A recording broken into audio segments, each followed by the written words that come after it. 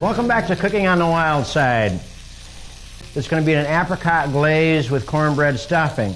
And what we did was took the fillet off the chukar breast, and I salt and peppered them, dredged them in a little flour. I have some rendered bacon fat that's in here. We saved the bacon. In this case, we like using, we have a home smoked side pork we use here at the restaurant. But I have floured these breasts. We have them cooked off now, and you want to just cook them till they're barely done. It only takes, oh gosh, 3-4 minutes at the longest. And if you overcook them, it's just going to dry them out and make them terrible. It'll make them dry. What we're going to do is hold these in the oven, and then in the pan, we're going to finish our sauce. And this goes right along. And to this, we're going to add about a tablespoon of shallots.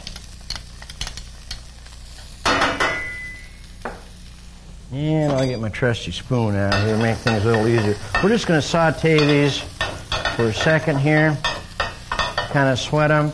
And this, since this is a Grand Marnier dish, we're going to add about a quarter cup of Grand Marnier. Make sure you take your pan off the flame to do that, because you don't want any major blazes on your hands. And I'm just going to reduce that, which it has just that quickly. I'm going to add about a half a cup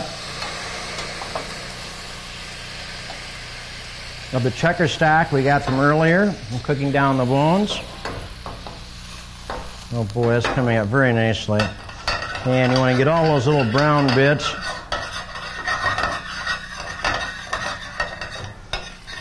This is a nice one, folks.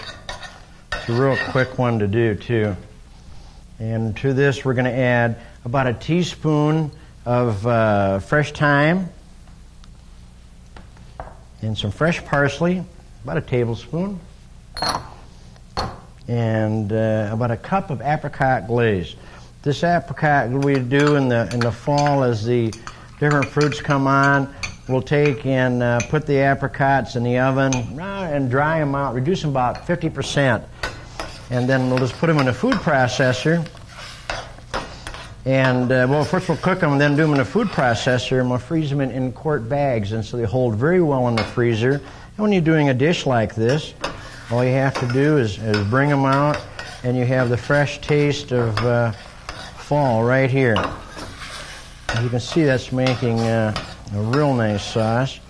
We're going to add just a little bit of orange zest to this, about a teaspoon. And about a tablespoon of our rendered bacon. And we'll get our chukar breast out of the oven. And we're just going to add these to the sauce. Here we go. And we're just going to spoon this back over. As you can see, this makes a real nice, clean sauce. The ingredients that went into it were very simple. There we go. And we're going to plate this up with the cornbread stuffing. In this case, just a portion. This is going to feed 2 people, so we're going to do about enough for that. And we'll take our chukar and we'll lay this right across here. And we'll do another right here. Ladle a little bit of the sauce over the top. Boy, that looks good. And I'm going to finish that off with a little bit of zest and some chives. There you go.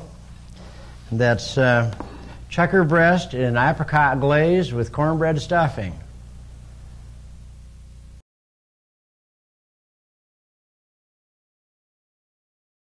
We're going to finish this chukar dish with some green beans to kind of balance our plate out. These are fresh out of the garden. And we'll just Put a few of those on the side.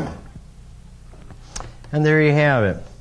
I know I moved pretty quickly on this today, folks, but the biggest thing I was trying to get across to you is how quick and easy it can be. Instead of Chukar, in this case, you could have used Cornish game hen or chicken. And the ingredients we had in the dish weren't that many. In this case, we used clarified butter. The reason being, and it's so easy to do, all you have to do is melt your butter slowly, the milk solids will go to the bottom, and the butter will float to the top, the oil will float to the top, and the salts are on the edge. You can take off, spoon off the salts, and we'll use the clarified butter because it has a higher smoke point and it won't burn, but yet we have that nice butter flavor. Also, in this dish, we use Grand Marnier, which is an orange liqueur, and I added orange zest. You can get an orange zester at any one of your restaurant supplies stores, and it's real easy to do. I just peeled some off, and I added a little bit to that dish, this dish, because I wanted the volatile oils, the fresh, clean orange to that. And so these aren't tough, folks. I want you to try them, use good ingredients, and you saw both of those went very quickly. In this case, I'm going to have a Johannesburg Riesling with it. It's going to be real clean, and sit back and enjoy. I thank you, folks, for taking the time to join us today on Cooking on the Wild Side, and we'll see you next time. We'll cook up some more dishes.